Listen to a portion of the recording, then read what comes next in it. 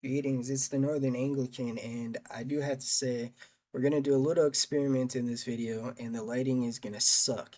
So I apologize about that in advance. But first things first, if you're new to this channel, a warm welcome to you. Please do check out some previous content, and if you're digging the vibe of this channel, I would encourage you to please hit subscribe on this channel, as it will help this channel to continue to grow.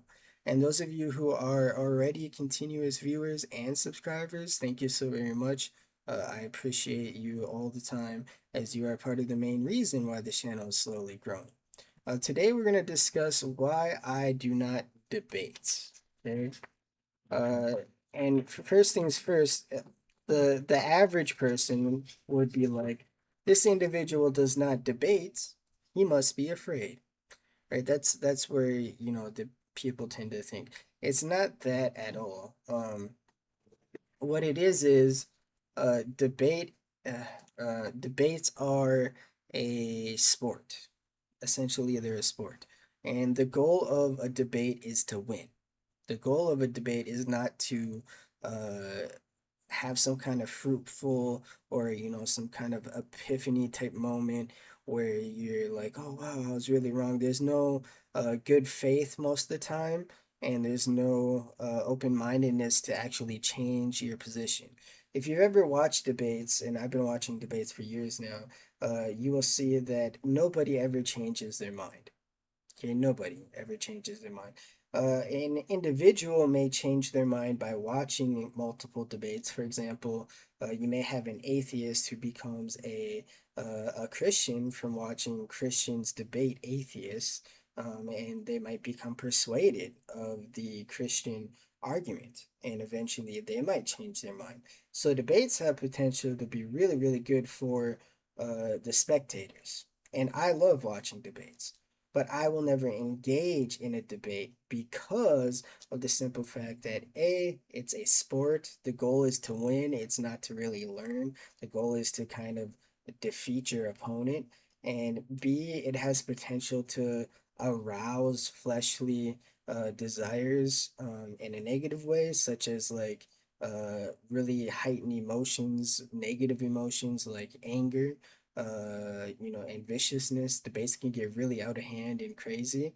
Um, Oftentimes with ad hominems, which are attacking the individual rather than the argument. And there's a whole art form and skill that goes into rhetoric and how to debate. So debaters are oftentimes constantly practicing, preparing, and are crafting. They're building their craft on how to be a really good speaker and a debater. It's a skill, and I don't have that skill, number one.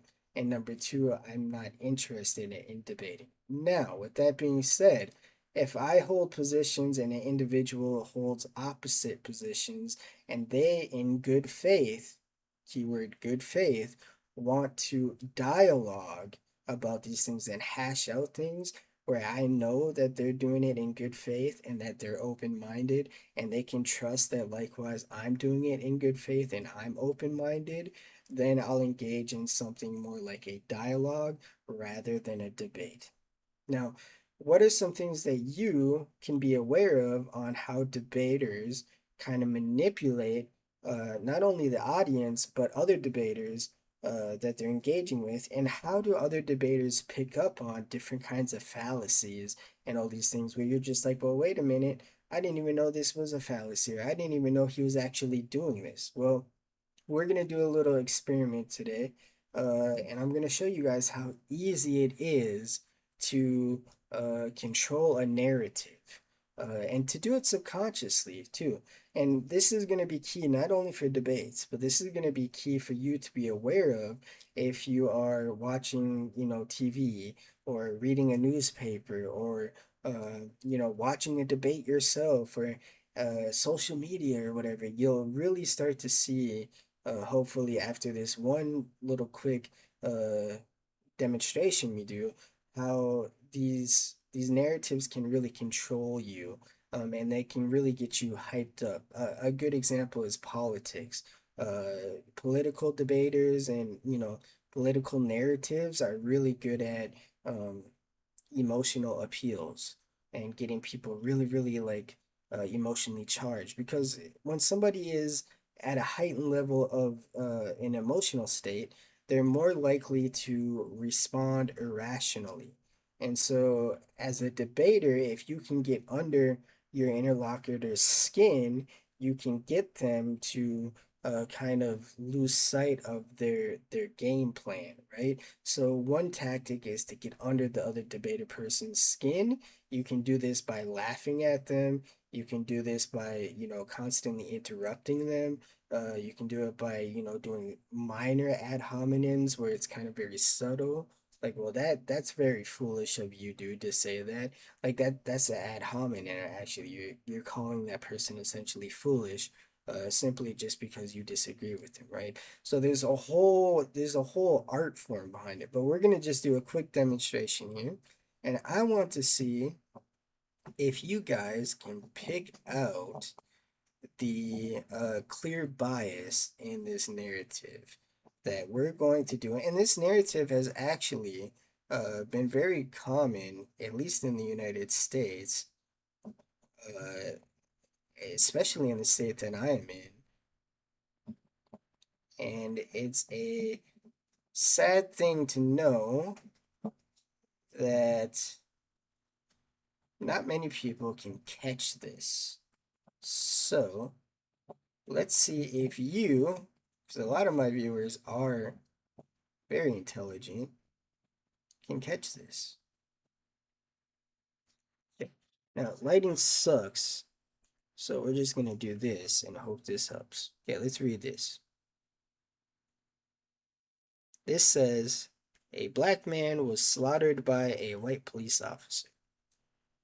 Now, you already have an idea that there's going to be some kind of narrative that I'm forcing here. So you're already aware of that. But just imagine you're just scrolling through your TikTok or Facebook or whatever, and you're just not even like aware. Like your sensors are not up. You're just kind of going through stuff. This is why I'm a big fan of controlling your social media and what you're like taking in. Okay. So you read this sentence, it says a black man was slaughtered by a white police officer. So now we're going to go ahead and we're going to get into the the intentional wording and design of this sentence that I did to kind of create a narrative subconsciously within you. Okay? So now that I've highlighted some parts, you'll notice that I capitalized the B in black and I lowercased the W in white. So what does that imply? That implies that black is more important than white. So right there, I'm causing a divide between black and white. Secondly, I didn't even have to add the word black and white. I could have simply just phrased this more unbiased and said a individual was killed by a police officer, right? That's all I had to say. But look what else I used. I used the word slaughtered. What does slaughtered imply? It implies an unjust murder, hatred, just like, like evil slaughtered by a white police officer. So I emphasize the B in black, and go and check your newspapers, go and check different articles, and you will see a lot of times black is capital B and white is always a lowercase. This is a huge tactic in controlling the narratives that the media uses. And also, this is a great way for politicians to kind of get you on their side. You'll have the right saying one thing and the left saying one thing, and they use their wording intentionally to capture people to become part of their fan base or to be emotionally charged on their side to take action.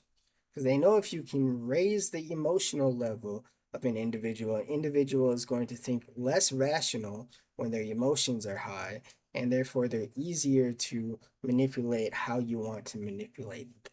That's just how it works, okay?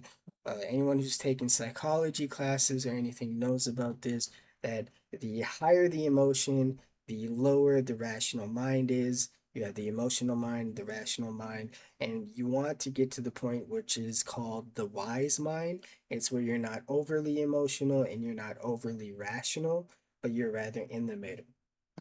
So debaters use things like this all the time to appeal to the emotions of the audience. And again, the bottom line of all of this is that I don't debate because debate is about winning.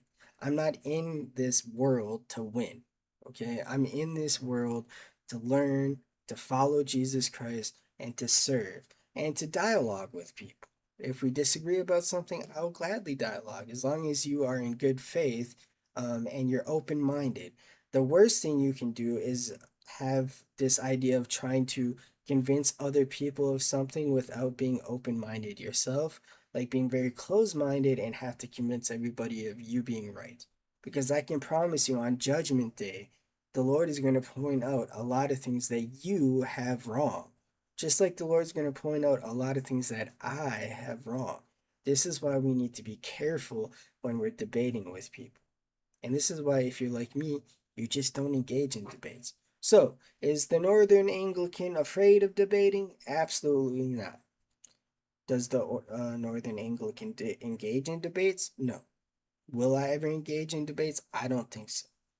It's simply because I'm not for this push to win. I'm more for dialoguing open-mindedly, in good faith to get a better understanding and to even change my own understanding and positions.